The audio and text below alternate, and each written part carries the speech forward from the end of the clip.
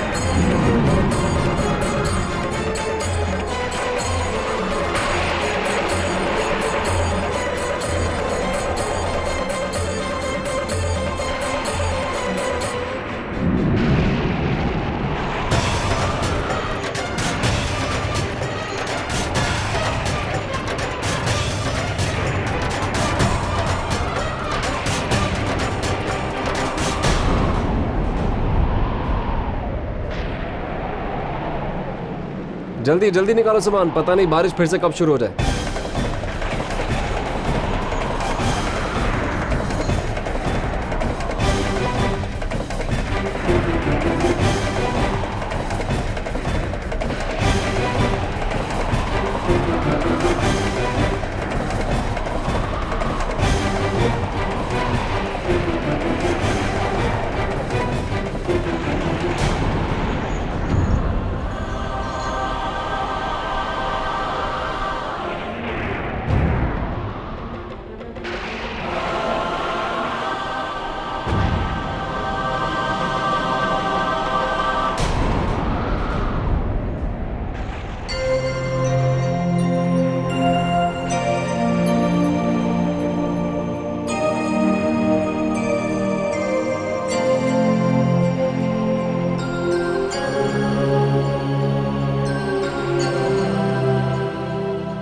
राजा साहब सो गए आराम से।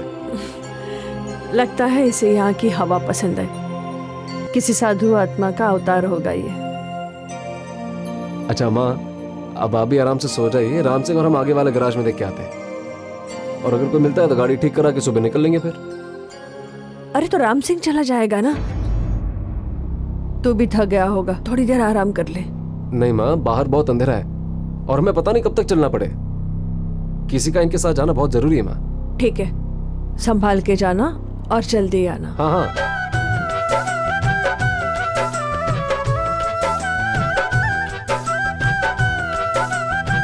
चलो राम सिंह। चलिए साहब।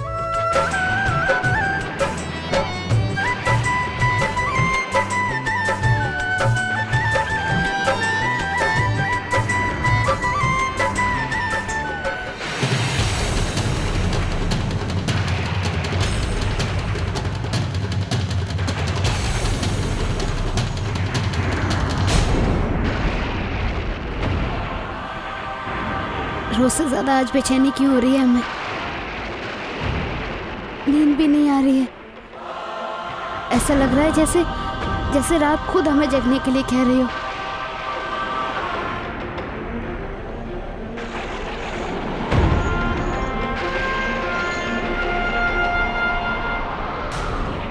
कहीं कहीं पूजा के लिए बच्चे को ना लाने के लिए तो ये सब बेचैनी नहीं हो रही?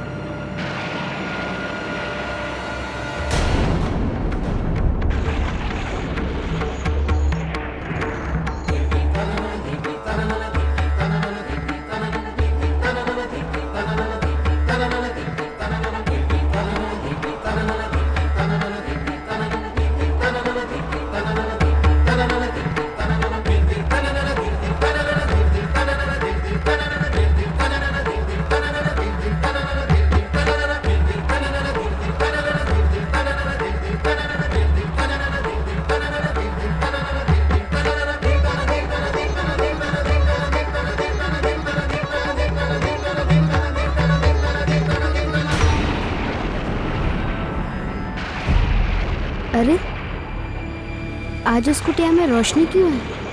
वो तो हमेशा बंद रहती है। अंदर रोशनी हो रखी है और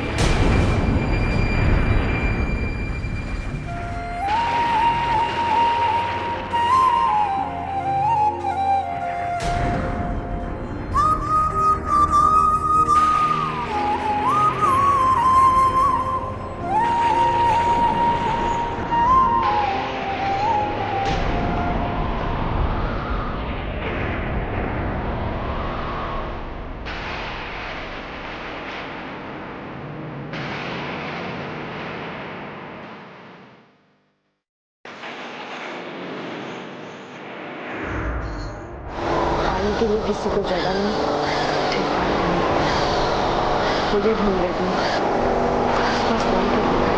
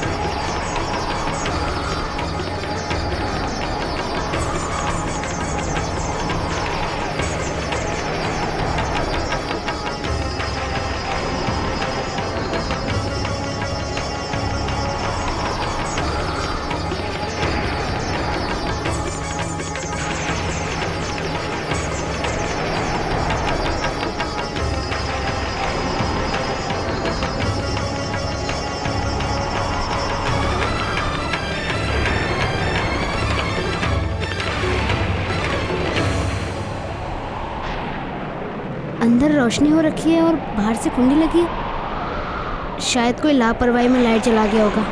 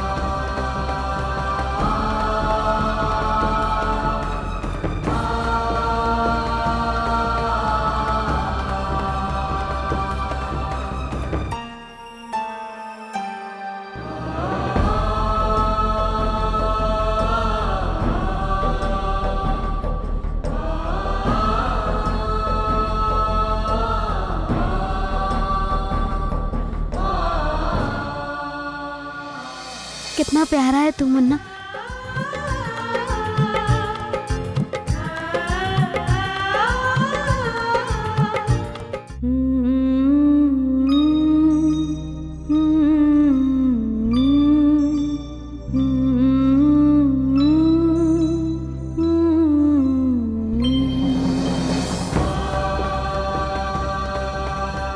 कितना मासूम है ये बच्चा, ऐसे जैसे बाल गोपाल ही हो।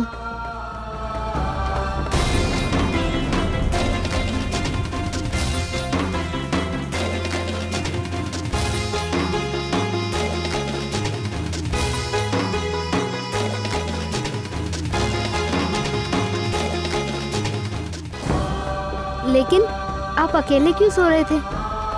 आपकी माँ कहाँ चली गई आपको छोड़कर? और दरवाजे की कुंडी तो ऐसे लगा दी जैसे आप दौड़कर बाहर निकल जाएंगे।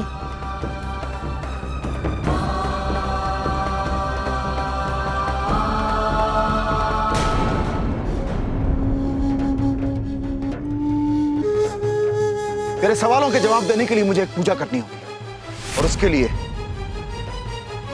एक नवजात शिशु की आवश्यकता होगी, और वो बालक तो झेलाना होगा। परसों अमावस की रात है, उसके पहले पूजा की सारी तैयारियां हो जानी चाहिए। गलती से भी इस बात की भनक किसी और को लगी तो मुझे तुझे आधे रास्ते में ही छोड़कर जाना पड़ेगा।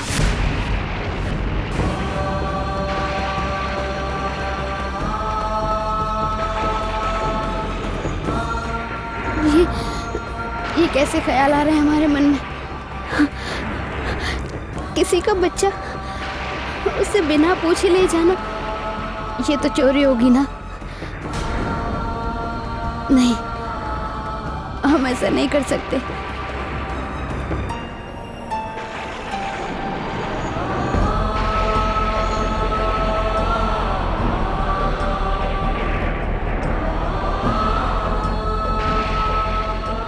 पर अगर पूछा भी तो क्या कोई ले जाने देगा अपने बच्चे को? पूजा खत्म होते ही हम इसे आपको लौटा देंगे। भगवान के लिए हमारे ऊपर विश्वास कीजिए। तुम्हारा दिमाग खराब है क्या? और मैं समझती नहीं क्या बच्चों के साथ कौन सी पूजा होती है। और मैं क्या, दुनिया की कोई भी माँ तुम्हें अपना बच्चा नहीं देगी। कौन सी पूजा, कौन सा पाठ? मैं तुम्हें अपना बच्चा कभी नहीं दूंगी। नहीं, कोई हमारी बात नहीं समझेगा। ऐसे कोई विश्वास नहीं करेगा हम पे। और किसी भी हालत में कोई अपना बच्चा किसी अजनबी को कैसे दे सकता है?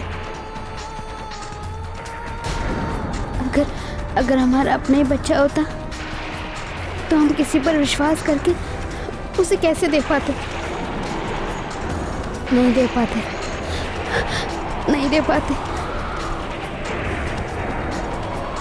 लेकिन अब हम करें क्या? क्या करें हम?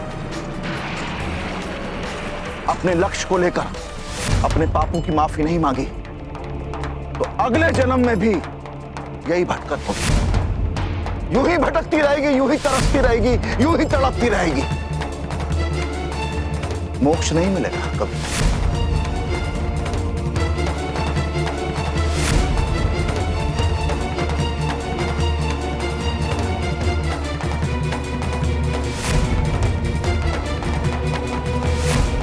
अपने हिस्से का प्रायश्चित पूरा कर ले और अपने भविष्य को बचा ले।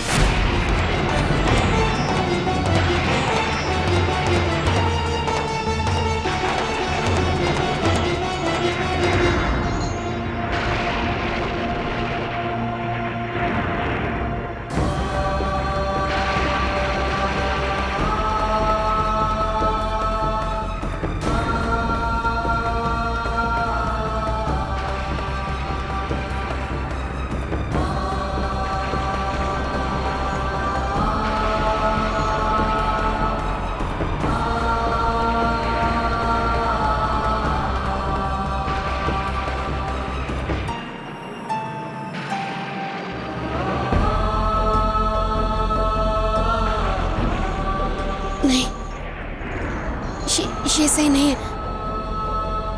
किसी का बच्चा हम अपने काम के लिए कैसे ले जा सकते हैं?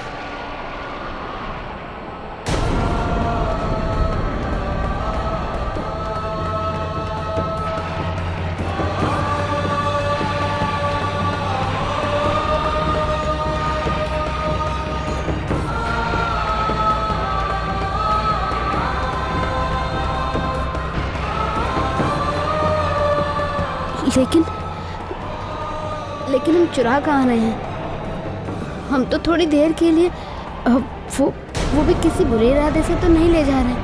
हाँ, थोड़ी देर बाद इसे यहीं वापस ले आएंगे और इसके माँ बाप के पैरों में गिर के माफी मांग लेंगे।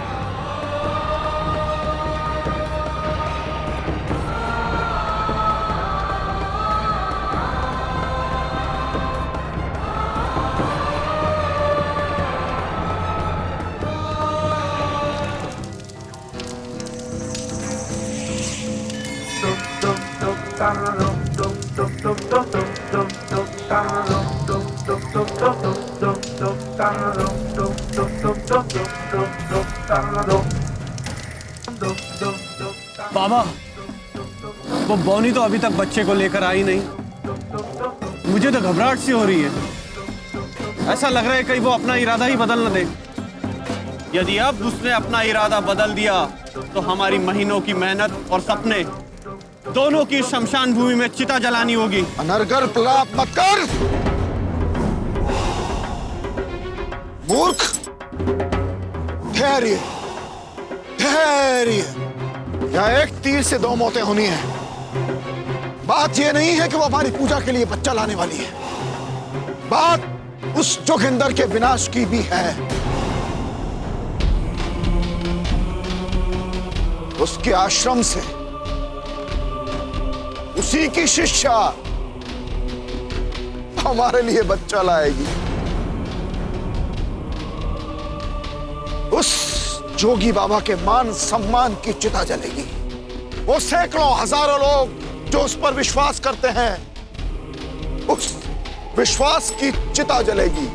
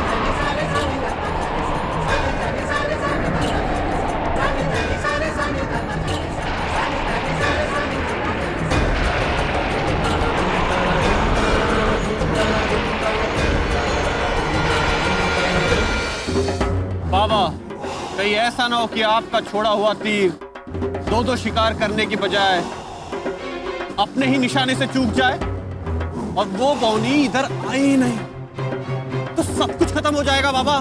कुछ खत्म नहीं होगा। मैंने उस बौनी की आंखों में तड़प देखी है और ये तड़प उससे कुछ भी करवा सकती है। वो बौनी भी आएगी और साथ में बच्चा भी लाएगी। मेरी सिद्धियों को पाने का साधन बनेगी वो बेवकूफ।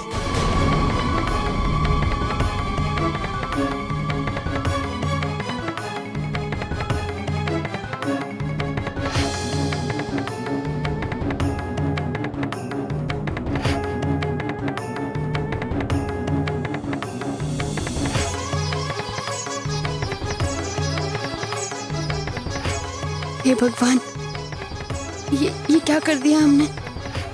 ऐसे शैतान की बातों पर विश्वास करके एक मासूम को यहाँ ले आए। ये इस बच्चे की जान लेना चाहता है। क्यों नहीं मानी हमने बाबा की बात कि ये काली शक्तियों का पुजारी है। इसके अंदर किसी की भलाई नहीं, सिर्फ एक शैतान छुपा बैठा है।